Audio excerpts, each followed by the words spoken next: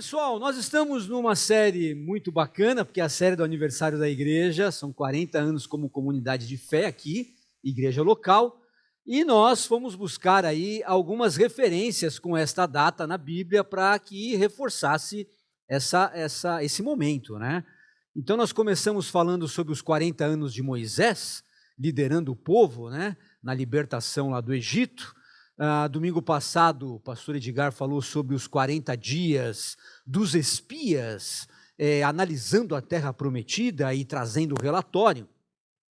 E nós vamos falar nesta noite sobre os 40 anos de reinado de Davi. Então não foi à toa que nós escolhemos aí todas as músicas, são músicas de Davi que nós cantamos aqui hoje. Davi não fez apenas essas 4, ele fez dezenas de músicas e salmos e poemas. Davi era um artista, era um músico, era alguém muito capacitado nesta área. Eu quero começar então, gente, falando sobre talvez a frase que mais Davi é lembrado, né? O homem segundo o coração de Deus. Quando a gente ouve essa frase, a gente tende a pensar que o coração de Davi era igual ao coração de Deus, né? E a gente fica perguntando, mas como é que um coração igual de Deus faria o que Davi fez, né? Porque Davi, ele escorregou bastante aí em algumas áreas, assim como todos nós. E a gente só muda o nome, o evento, a ocasião, mas todos somos pecadores e carecemos da graça de Deus. E Davi também era um homem assim. Mas eu quero trazer o texto para que a gente perceba bem qual foi o contexto desta frase, ok? Então, esse diálogo aí acontece entre Samuel e o rei Saul. O rei Saul é o antecessor de Davi no trono de Israel, ok? Na verdade, é o primeiro rei de Israel, Saul. E aí, ele tem problemas lá, não só com Samuel, mas principalmente com Deus, e chega nesse ponto aí de tensão, nesse diálogo. Disse então Samuel para Saul, olha só, você agiu como tolo, desobedecendo ao mandato que o Senhor seu Deus lhe deu. Se você tivesse obedecido, olha a condicional aí, ele teria estabelecido para sempre o seu reinado sobre Israel. Mas agora o seu reinado não permanecerá. O Senhor procurou um homem segundo o seu coração e o designou líder de seu povo, pois você não obedeceu ao mandamento do Senhor. Eu quero grifar então as 3 vezes que aparece a palavra aí, obediência, e elas estão sempre na negativa. Por quê? Porque Saul é um homem que não obedeceu à voz de Deus. E por isso o seu trono foi tirado. Esse texto ele confronta muito com o texto lá de Atos capítulo 13. Quando Paulo vai fazer ali uma retrospectiva da história de Israel, e ele chega neste momento, ele diz assim, olha, Deus, depois de rejeitar Saul, levantou-lhes Davi como rei, sobre quem testemunhou. Olha o testemunho de Davi, de Deus sobre Davi. Encontrei Davi, filho de Jessé, homem segundo o meu coração. Ele fará tudo o que for da minha vontade. Então, se enquanto Saul ele está sendo deposto do trono, porque ele não obedece à vontade e os planos de Deus, Davi agora é colocado neste lugar porque Deus sabe que ele estará atento e obediente ao plano e à vontade dele sobre a nação. Então a gente percebe que a obediência foi fator predominante para Deus escolher Davi e rejeitar Saul. Então acho que a grande questão que fica para nós aí desses 2 textos é, e nós somos obedientes, somos todos submissos à vontade do Senhor?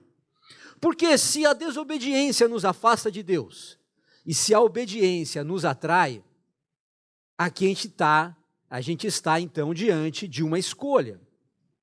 E nós precisamos fazer as escolhas certas da vida. Vamos desobedecê-lo e sofrer aí as consequências disso, ou vamos obedecer a Deus então e entender que os planos dele são os melhores para nós, porque ele diz isso, né? bem sabes os planos que tenho sobre vocês, são planos de bênção, né? De bem ao meu povo e não de mal. Então, ou nós nos rendemos aos planos de Deus e reconhecemos que os planos dele são os melhores, e eu estou totalmente submisso, Senhor, é o Senhor que reina, é o Senhor que reina, eu estou aqui para obedecer a tua vontade, ou nós vamos querer reinar no lugar de Deus em nossos corações, e aí então nós não teremos Deus como o Senhor das nossas vidas, mas o nosso próprio ego, e isso se chama idolatria, é colocar alguém no lugar de Deus no trono, e aí esse alguém somos nós mesmos. Percebem como tudo isso está implícito aí nesses textos? Muito bem, então a gente pode olhar para esses textos e perceber que não é que o coração de Davi era exatamente o coração de Deus, mas que Davi foi escolhido por Deus, porque Saul tinha sido a escolha do povo, vocês lembram? Quando existiu uma teocracia, ou seja, Deus governava a nação de Israel, ele falava por meio do seu profeta Samuel, e Samuel dava as orientações ao povo. Mas o povo não quis mais ser regido por esse sistema divino. E então ele olhou para as nações vizinhas e ficou com inveja. E ele falou, o povo de Israel, nós queremos ser igual aos povos do lado. Todos eles têm reis para sair e governar e comandar as nossas tropas. Nós precisamos de um rei. Então eles escolheram sair da teocracia, que é o governo de Deus sobre a nação, para uma monarquia, onde um rei governa. E eles então escolheram, o coração deles estava com Saul. Saul era um homem forte, bonito, era o mais valente da sua tribo, e ele foi escolhido para ser o rei. Mas ele não agradou o coração de Deus. Então agora Deus fala, agora o próximo rei será segundo a minha escolha. Será segundo a escolha do meu coração. É por isso que a gente entende que Davi é o homem segundo a escolha do coração de Deus. Ok? Agora, vamos dar uma olhada nessa escolha, porque essa escolha, ela começa com uma questão muito improvável. A hora que a gente olha para a escolha de Davi, é uma escolha improvável, gente, porque Davi era um menino. Davi não era o mais forte da sua casa. A casa do seu pai não era a mais importante da sua tribo. A tribo do seu pai não era a mais importante de Israel. Então ele estava meio que na periferia da história. Ele estava meio ali que marginalizado. Ele ainda não era um homem de guerra. Ele tinha 15 anos quando foi escolhido e ungido rei. Então eu quero trazer o texto aqui para vocês, que está lá em 1 Samuel, capítulo 16. Quando Deus fala, então, para o profeta Samuel ungir o próximo rei de Israel, e ele diz assim, vá lá à casa de Jessé, leve um bezerro, faça então uma oferta, um sacrifício, comam juntos, e aí eu vou te mostrar quem é que você vai ungir para ser o próximo rei de Israel. Samuel então chega lá, ansioso com aquela missão, e não era uma missão qualquer, não é? Quantas vezes um profeta iria ungir o próximo rei de Israel? Então era uma missão importante, talvez a missão mais importante de Samuel, de da sua história. E ele chega lá então, conversa com Jessé, Jessé deve ter brilhado o olho, né, gente? Uau, Deus vai escolher dos meus filhos o próximo rei de Israel? Quem sou eu para isso? E aí então ele traz quem? Ele traz o seu primogênito, seu filho mais velho, Eliabe, homem guerreiro, forte, bombado, academia, musculoso, era o cara. Os olhos de Samuel também brilharam quando viram Eliabe. E ele deve ter pensado, Deus sabe escolher mesmo, hein? Esse é o cara. Mas, na verdade, ele não era o cara. E Deus fala para Samuel, epa, você está olhando como os homens olham. Os homens olham segundo a aparência, mas eu não olho assim. Eu vejo o coração. E não é este que eu escolhi para ser o rei. Então Samuel, meio desconcertado, fala, bom, Jessé, Deus não escolheu o seu filho. Não é esse. Você tem outro? Tenho outro. E aí veio o segundo. Também não é esse. Daí veio o terceiro, e veio o quarto, e veio o quinto, e veio o sexto, veio o sétimo. Gente, O homem tinha filho, ainda bem, senão já tinha acabado a história. O homem tinha muitos filhos. E aí os 7 passaram e ninguém se confirmava. Então Samuel, ali já diante daquela tensão toda, ele falou, mas Jessé, você não tem mais nenhum filho? Porque todos os que estão aqui na casa passaram diante de mim e Deus não confirmou nenhum deles. E aí deve ter gerado até uma certa dúvida, inquietação no coração do profeta. E aí Jessé lembra que tem mais um. Tem um rapaz. Olha o texto lá, ó. Jesus levou a Samuel, 7 dos seus filhos. Samuel lhe disse, o Senhor não escolheu nenhum destes. Então perguntou a Jessé, estes são todos os filhos que você tem? E Jessé respondeu, não, eu ainda tenho o caçula. Rapaz, quase que eu esqueço dele. Ele não está nem aqui, nem chamei ele para o almoço. Na verdade, ele fica lá fora, ele cuida dos animais, ele faz uns serviços aí para mim, eu mando ele buscar umas coisas ali, outras lá, ele está cuidando das ovelhas, porque ele ainda é uma criança. E esse era o contexto. Uma criança é uma criança, não tem nem que ser convidada para os eventos importantes, né, das decisões ali da família. Mas Samuel disse, opa, traga-o aqui, nós não sentaremos para comer até que ele chegue. Então a gente vai perceber, gente, que Davi foi uma escolha improvável de Deus, assim como muitos outros homens que Deus chamou. A gente pode lembrar a história de José, por exemplo, que vai ser o segundo lá no Egito, e era improvável, era um escravo, era um foragido, né? Foi vendido pelos irmãos. A gente vai lembrar da história do profeta Jeremias, por exemplo, que diz, Senhor, mas o Senhor está me chamando? Deus fala, não, mas é você, desde o ventre eu te escolhi, mas será que sou eu sou pequeno, menor, tal? Isaías também fica nessa tensão. Gideão, quando Deus vai chamar Gideão, ele fala, não, mas eu sou o menor da minha casa, a minha casa é a menor de Israel, não pode ser, o Senhor tem que chamar outro. Moisés também, Senhor, eu não posso fazer tudo isso. Então a gente vai perceber que Deus não tem problema nenhum em chamar pessoas pequenas, fracas, falhas, debilitadas, limitadas, assim como eu e você. Por quê? Olha só que interessante. Esse texto que eu trago aqui para reforçar, ele vai falar sobre isso. Olha, Paulo escrevendo lá aos Coríntios, Deus escolheu as coisas loucas deste mundo para confundir as sábias. E Deus escolheu as coisas fracas deste mundo para confundir as fortes. Deus também escolheu as coisas vis deste mundo e as desprezíveis, e as que não são, para aniquilar as que são. Mas tem um propósito em tudo isso. Qual é o propósito? O texto explica, para que nenhuma carne se glorie perante ele. É por isso que Deus escolhe a mim e a você. Por quê? Porque nós somos falhos, somos limitados, somos pecadores, nós somos terríveis, reclamamos, não seríamos a melhor escolha, nenhum de nós aqui, todo ser humano. Acontece é que Deus quer fazer grandes coisas por meio de nós. E para quê? Para que o nome dele seja glorificado. Então, quando Deus está fazendo grandes coisas por meio dos seus filhos, seja lá na sua empresa, seja lá nos seus negócios, seja na sua casa, seja no seu pequeno grupo, seja aqui na igreja, aonde Deus estiver te usando, meu querido, na sua vizinhança, é porque ele está querendo mostrar o seu poder e que ele atua apesar de nós sermos quem somos. Amém? Então, muito bem, a grande questão então é, somos todos improváveis. Ninguém aqui é o cara, ninguém aqui é a mina, não tem isso. Somos todos carentes da graça de Deus.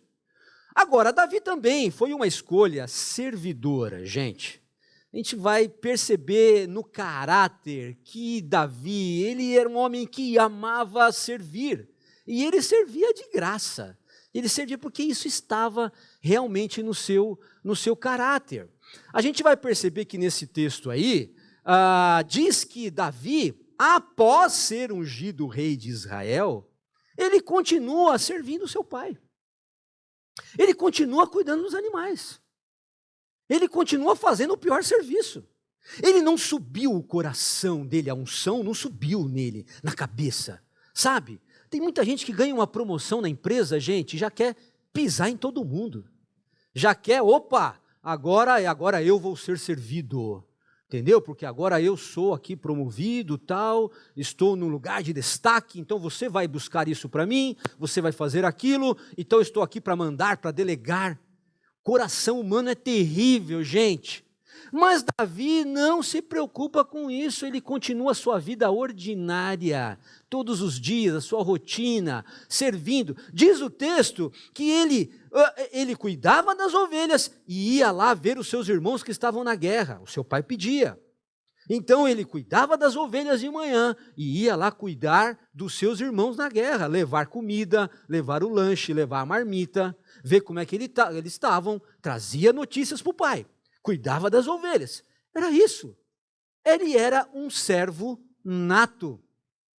Por quê? Porque o coração dele estava em ajudar as pessoas. É exatamente isso que Jesus fala lá em Mateus 20, 26. Então vocês, porém, serão diferentes. Porque o sistema deste mundo é um sistema onde as pessoas querem destaque. As pessoas querem ser servidas. Né? E ele estava falando, olha, no mundo é assim mesmo, um domina sobre o outro, um controla sobre o outro, né? Um coloca o seu poder, mas entre nós será diferente. Quem quiser ser o líder entre vocês, que seja servo. E quem quiser ser o primeiro entre vocês, que se torne escravo, pois nem mesmo o Filho do Homem, ele mesmo, diz Jesus, não vim para ser servido, mas eu vim para servir e dar a minha vida em resgate por muitos. Então, queridos, isso é uma coisa linda para a gente aprender, o serviço. Por quê? Porque a gente quer fugir dessas coisas, a gente não quer ficar ajudando as pessoas, dá trabalho. Isso toma tempo, gasta energia. Entendeu? E o nosso coração é egoísta. A gente quer, se a gente for servir, a gente quer servir a nós mesmos. Essa que é a verdade. Então, muitas vezes, a gente foge das tarefas lá de casa. Esse rapaz era um menino, né? O quanto que os nossos adolescentes, por exemplo, ajudam em casa? O quanto? Ajudam a limpar, a lavar a louça, a ajudar a mãe, a ajudar o pai nas tarefas. O quanto que os nossos jovens fazem isso? Então a gente, às vezes, com essa superproteção, a gente rouba do coração dos nossos filhos a oportunidade de aprender a ser bons cidadãos, servindo a comunidade, a família e a nação. Então, é muito lindo a gente chegar aqui e encontrar a igreja pronta. A gente vai no nosso pequeno grupo, está tudo preparado, mas alguém se esforçou para isso.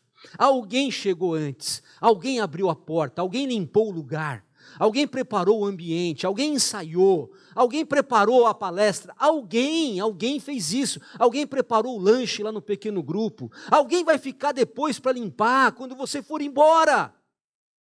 Então percebam que a nossa vida é uma vida comunitária, de apoio mútuo, nós precisamos estar atentos a ajudar os outros. Amém? Este é o espírito que Jesus veio nos ensinar. Ele pega uma bacia com água, uma toalha e sai lavando o pé dos seus aprendizes. E ele fala, se eu que sou o mestre fiz isso, façam vocês também aos seus irmãos. Então, Jesus nos ensinou o valor do serviço. A pergunta que fica é, somos todos servos? Realmente somos servos? Ou às vezes fazemos uma coisa ou outra por obrigação. O nosso coração está em servir o outro. A gente precisa refletir sobre isso e buscar o caráter de Cristo em nossas vidas. Davi também é uma escolha paciente, gente. Pensem numa pessoa que não queimou as etapas da vida. Ele não queimou. Entre a sua unção com 15 anos e a sua coroação com 30, 15 anos se passaram. 15 anos ele já havia recebido a promessa de que ele seria o próximo rei de Israel, mas ele não estava com pressa. Primeiro ele continua servindo a sua família, ele continua servindo seu pai, ele não sai da sua posição. Depois ele vai lá, levando um lanche para os seus irmãos, ele encontra um gigante. Vocês conhecem essa história, Golias está lá, afrontando o exército de Israel. Ele olha tudo aquilo, Deus toca no seu coração, ele fala, falem para o rei que eu vou enfrentar esse incircunciso, esse forasteiro que está afrontando o exército de Israel. Ele fala, esse homem vai vir contra mim com espada, com lança, mas eu vou contra ele em nome do Senhor Jesus. Então Davi, ele sabia o papel que ele tinha, o papel que ele era. Um filho de Deus, ele estava no lugar certo, fazendo a coisa certa. Enquanto todos os outros se amedrontavam, ele estava ali preparado. Mas percebam que a vida de Davi é uma preparação. Porque antes, cuidando das suas ovelhas, ele já tinha livrado o rebanho de urso e de leão. Então, muitas vezes a gente acha que as dificuldades da vida vêm para nos derrubar, mas na verdade vem para te fazer mais forte para você vencer o próximo desafio. Então, o urso e o leão prepararam Davi para o gigante. E quando ele vence o gigante, aquilo preparou Davi para enfrentar o rei. Por quê? Porque o rei se encheu de inveja. Porque aquele menino foi lá, derrotou o gigante. E existia uma promessa de que quem vencesse o gigante casaria com a princesa, com uma das filhas do rei. Então ele vai servir no palácio, ele se torna músico do rei. Ele se torna o genro do rei. Ele começa a comer na mesa do rei, do banquete do rei, da festa do rei. Ele começa a fazer as guerras do rei. E ele começa a ficar famoso. Então todas as pessoas cantavam quando Davi saía, quando Davi voltava das batalhas. E o coração de Saul, do rei, ficou cheio de inveja. Ele falou, peraí, esse cara está crescendo no meu lugar. E muitas vezes nós somos assim, né, gente? A gente não lidar muito bem com o sucesso dos outros, né? A gente fica sempre pensando, mas por que ele não eu? Por que ele está sendo promovido? Por que ele está comprando isso? Por que ele está ganhando aquilo? Sabe? A gente fala, poxa, mas eu é que mereço. Então a gente projeta no outro aquilo que é o nosso sonho e a gente começa a achar que Deus é injusto, porque está dando algo para outro que deveria ser meu. Só que Deus tem os seus planos, queridos. E Ele sabe muito bem o que está fazendo. E se a gente questionar tudo isso, a gente vai entrar numa espiral de loucura. Porque é loucura para o homem querer conhecer a mente de Deus, os planos do Senhor. Se Ele não te deu algo ainda, é porque você não está preparado para receber isso. Ok? E ali então, estava Saul com aquela inveja toda de Davi, e começa a perseguir o rapaz. E por quase 10 anos, Davi foge da lança de Saul. Por quase 10 anos ele foge para as cavernas, ele foge para as montanhas, ele tem que sair de Israel, ele vai morar com os inimigos, ele vai para os outros povos, aí depois ele volta e ele fica nessa loucura. E Saul perseguindo ele com o seu exército, gente. E aí eu trago um texto aqui que é interessante, para a gente entender que Davi sabia exatamente qual era o seu momento. O momento era quando Deus fosse fazer a coisa e não ele. Então, quando diz a história que Saul, numa das perseguições a Davi, ele entra numa caverna para fazer as suas necessidades. Olha que interessante. Fica todo mundo lá de fora e o rei entra lá no banheiro. Muito bem. Só que dentro da caverna, era uma caverna grande e tal, estava Davi com seus homens. E Saul não viu.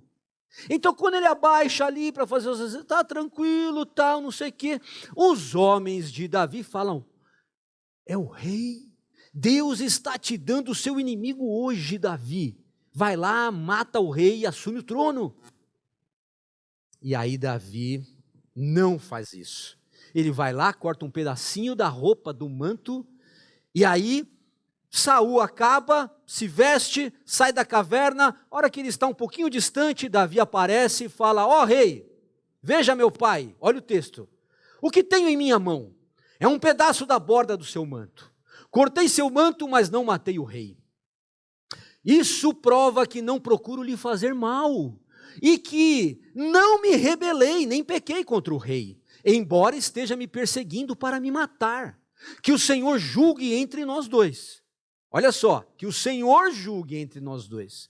Talvez o Senhor castigue o rei por aquilo que procura fazer contra mim, mas eu jamais lhe farei mal. Queridos, a gente precisa entender que nós não precisamos buscar a nossa vingança. Nós não precisamos fazer as coisas com as próprias mãos. Nós precisamos saber aguardar o mover de Deus nas nossas vidas. E Davi sabia exatamente esperar o momento certo. O rei Saul depois foi morto por outra pessoa. Davi assume o trono no momento certo que Deus tinha determinado, com 30 anos, e aí ele reina por 40 anos em Israel. O salmista, no Salmo 37, diz: descanse no Senhor e aguarde por ele com paciência. Não se aborreça com o sucesso dos outros, nem com aqueles que maquinam o seu mal. Então, esta dependência que nós temos do Senhor e esta paciência de aguardar os planos de Deus é fundamental para que a nossa vida vá bem. Muito bem, a provocação agora é: será que somos todos confiantes? Todos estão aguardando realmente o plano de Deus? Ou estão saindo precipitadamente, queimando as etapas da vida? Sabe, aquela inquietação: eu preciso fazer, eu preciso disso, eu preciso daquilo, eu preciso comprar, eu vou entrar numa dívida, eu vou fazer um carnê, porque eu preciso fazer aquela viagem, eu preciso estar naquele lugar. E as pessoas vão entrando, gente, numa preocupação, uma ansiedade excessiva, porque aquela pessoa comprou aquele apartamento, eu também preciso ter, eu não posso ver o meu cunhado na minha frente, está todo mundo comentando na família, ele trocou de carro, e a gente fica nessa loucura. Muitas vezes a gente quer de todo jeito aquele lugar, aquela vaga na empresa, mas é para você? Você já consultou a Deus? Será que isso vai ser bênção na tua vida? Ah, mas paga mais. Mas é só isso que é bênção? É só o salário que determina a sua vida? Será que Deus não tem uma estratégia mais elaborada do que apenas o recurso financeiro? Claro que tem. Muito bem, queridos. Aí nós vamos entrar então no reinado de Davi, ok? Davi aguarda, Deus prepara, ele assume o trono e ele reina por 40 anos. Gente, aí então Davi é uma escolha vencedora. Por quê? Porque Davi vai ser conhecido como o maior rei de Israel. Davi ele vai construir pontes, ele vai construir estradas, ele vai construir muros, cidades fortificadas, ele vai invadir o território do inimigo, ele vai expandir o território de Israel, ele vai fazer grandes conquistas militares, ele vai fazer reformas econômicas, políticas, ele vai unificar as tribos, ele vai construir palácio, ele vai fazer rotas comerciais, ele vai criar acordos internacionais, ele vai fazer aquela nação que era, na verdade, um tribal, ser uma grande nação regional. Ali eles vão se tornar realmente num grande reinado, com o reinado de Davi, ok? Então, a hora que a gente olha para esse cenário, são 40 anos de sucesso, 40 anos de sucesso. O texto que eu quero trazer aqui, ele vai dar um resumo disso. O cronista fala lá, o historiador, contando a história dos reis de Israel, ele diz assim: Davi, filho de Jessé, reinou sobre todo Israel. Ele reinou em Israel por 40 anos, 7 em Hebrom, 33 em Jerusalém. Eram 2 cidades. Morreu em boa velhice, ou seja, farto de dias, depois de desfrutar uma vida longa, cheia de riqueza e honra. E ainda o seu filho Salomão foi o seu sucessor. Então a gente percebe que esse é o relato de sucesso de qualquer homem ou mulher. Todo mundo quer ter um relato desse no final da vida, gente. Olha, eu vivi longos dias, foi tudo bem, com saúde, riqueza, dinheiro, honra, poder, e os meus filhos agora estão assumindo tudo o que eu conquistei. Quem que não gostaria dessa proposta? É tentadora, não é? É. Só que o sucesso e o sinônimo de conquista não é apenas esse. Porque essa daqui foi a vida de Davi, mas ela não reflete toda a vida de Davi. Isso daqui é um resumo do reinado de Davi. Mas Davi não é o homem segundo o coração de Deus, porque ele teve um grande sucesso no reinado. O próprio Salomão expandiu ainda mais o reino.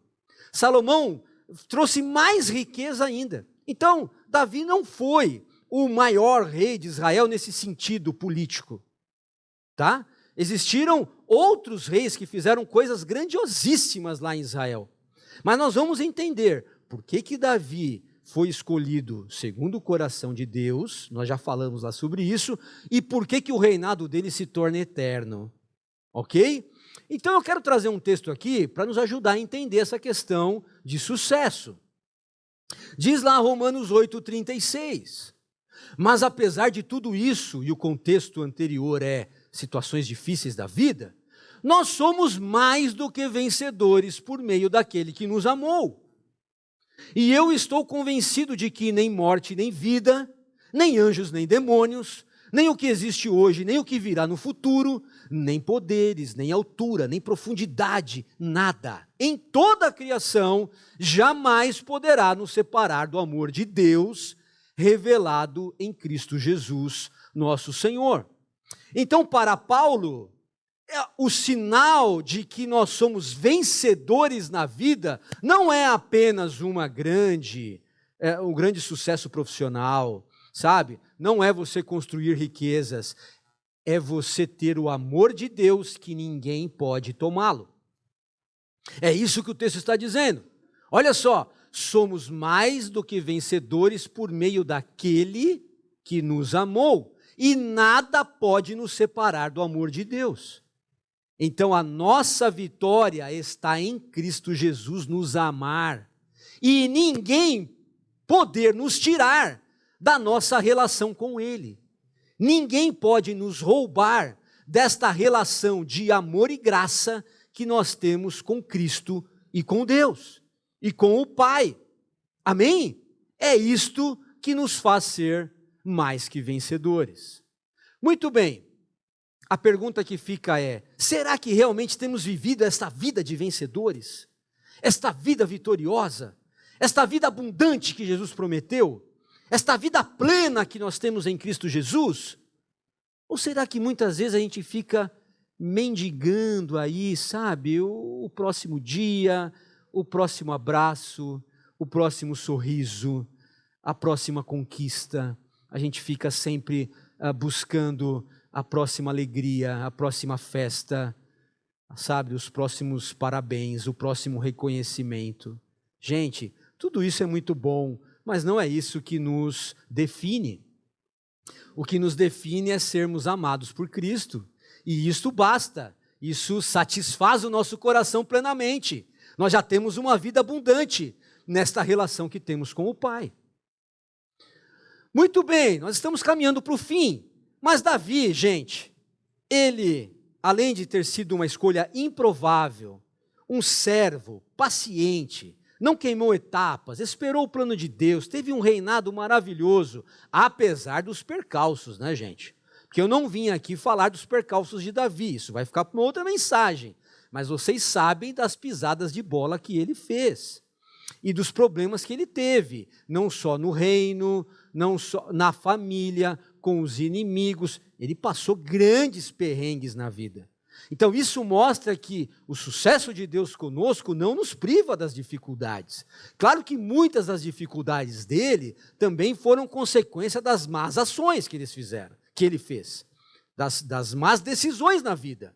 E nós também precisamos tomar muito cuidado com as decisões que nós tomamos.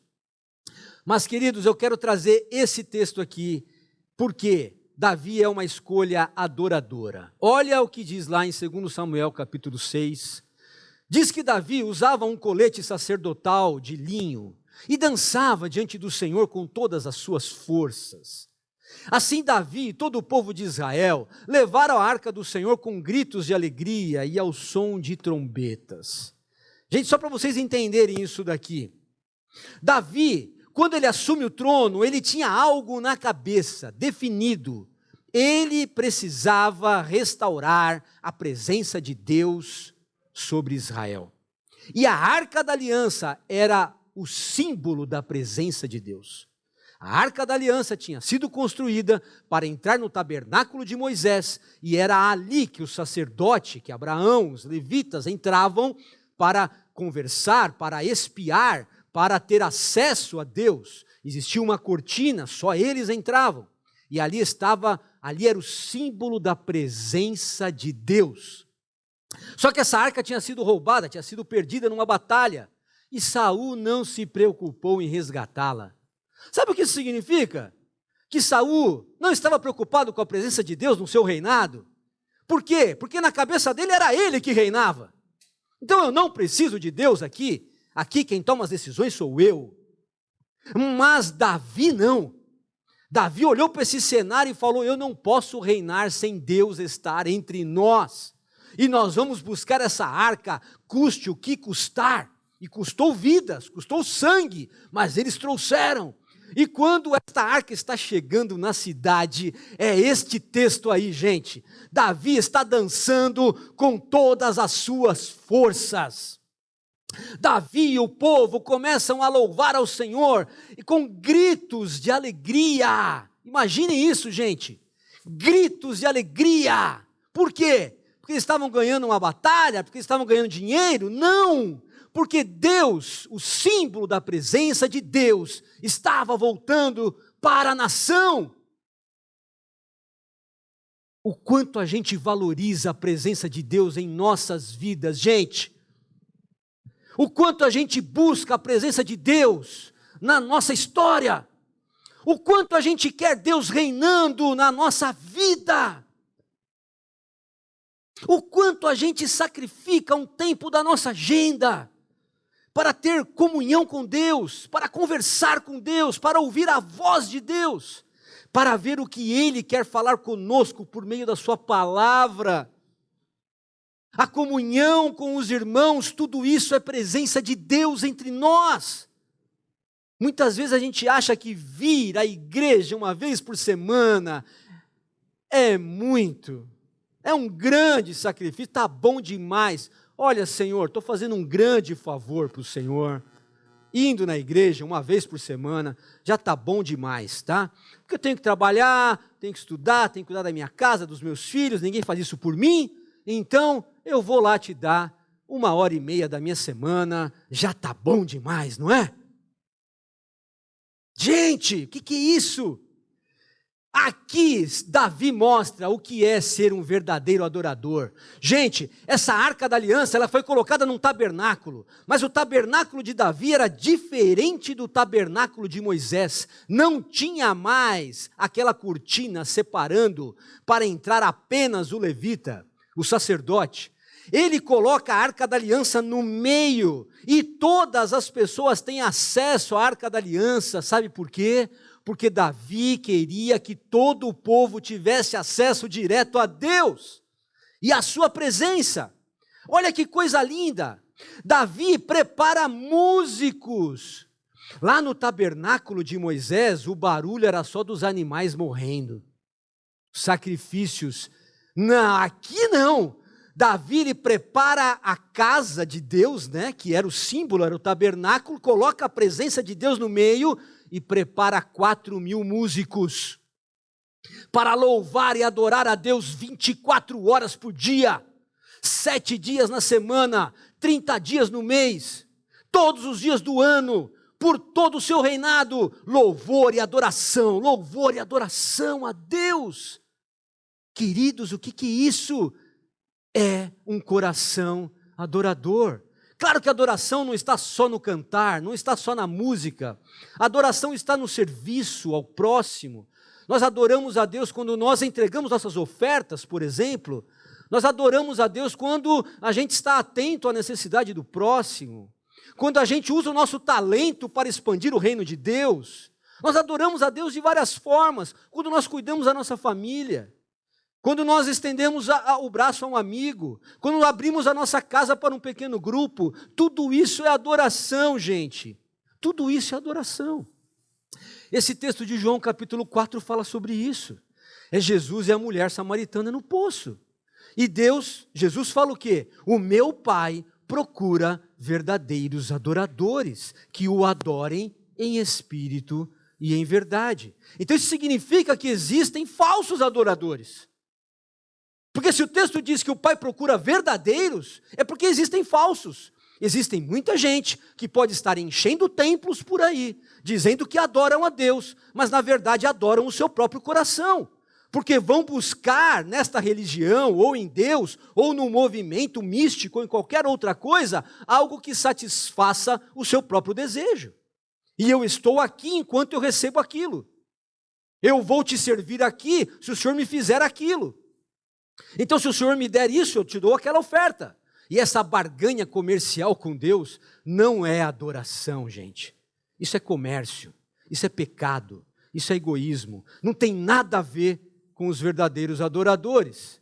A pergunta que fica para nós é: somos todos adoradores? A hora que Deus olha lá de cima, realmente Ele vê em nós verdadeiros adoradores, em espírito e em verdade, com a motivação, com o coração nisso. É uma reflexão para nós. Eu quero fechar então falando que Davi é uma escolha eterna. E esse texto aqui, ele vai falar sobre isso. Olha só, 2 Samuel capítulo 7, se os músicos quiserem subir, a gente já está encerrando. Quanto a você, diz: a sua dinastia e o seu reino permanecerão para sempre diante de mim. O seu trono será estabelecido para sempre. Olha que interessante esta profecia de Samuel para Davi. Agora, Davi morreu, não morreu, gente? Gente, vocês estão comigo aqui? Davi morreu, não morreu? Os filhos dele morreram, não morreram? Tem algum filho de Davi lá no trono de Israel? Nem tem mais trono. Israel nem é mais uma monarquia. Como é que esse texto aí pode se concretizar? Dizendo que o trono de Davi será estabelecido para sempre. De quem o texto está falando? De Jesus, gente. Davi é um protótipo, o reinado de Davi é um protótipo do reinado de Cristo. Este sim é um reino eterno. Nós vamos perceber que lá em João capítulo 1, o João diz o seguinte: o verbo se fez carne e habitou entre nós, e tabernaculou, é a palavra do grego. Ele se fez agora presente entre nós, exatamente como o tabernáculo de Davi. Lá em Atos 15, Tiago vai falar sobre isso, e ele vai falar no concílio de Jerusalém. Ele vai falar assim: olha, era necessário que Cristo viesse restaurar o tabernáculo de Davi, a casa de Davi que havia sido caída, que estava caída. Por quê? Porque o tabernáculo de Davi apontava para uma adoração de todos a Deus diante da sua presença. E foi isso que Cristo veio fazer. Cristo veio morrer em nosso lugar, para que todo aquele que crê agora tenha acesso ao Pai. E Ele nos coloca então direto em comunhão com Deus. O próprio Jesus em Apocalipse fala sobre isso.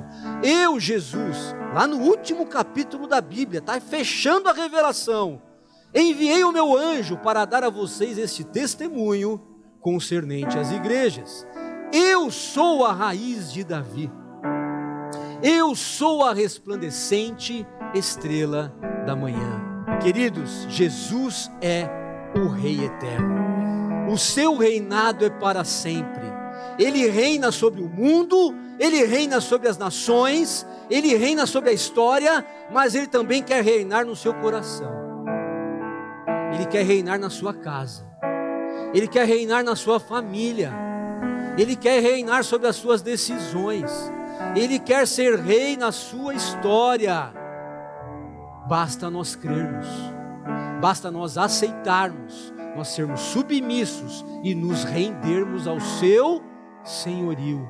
Amém?